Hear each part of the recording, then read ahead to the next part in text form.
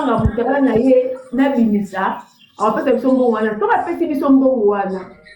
en tout cas ndeko na ngai na opesa mbongo yango soko ozwi mbongo wana effacer video na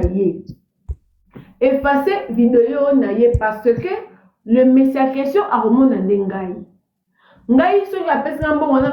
na pesi yo que yo effacer video wana te oseli ngo susu makambo ngamu na ozwa problème na mutu wana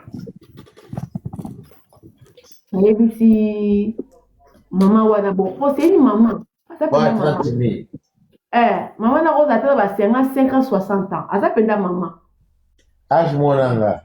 andi peut-être ndenge aza na ayi peut-être Rita mama azoloba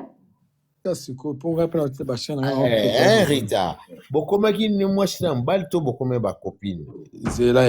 yo na bokome na ba guerre ndeni yo na andi Rita yo yebi andi te bokome na ba guerre ndeni Rita yo ya pele za to tuna ke sumo za te ko c'est là ndeko na sa tuna ke otuna bakestion moko ezala pena limbisanga ma ezala na sagesse te. Ok, vas-y chérie, problème te. Rita moto ozwi émission nango tali omona mutu aza na suka émission ebisanga vraiment franchement oza mayele mais émission nango ocomprendre nazala zoka te. Rite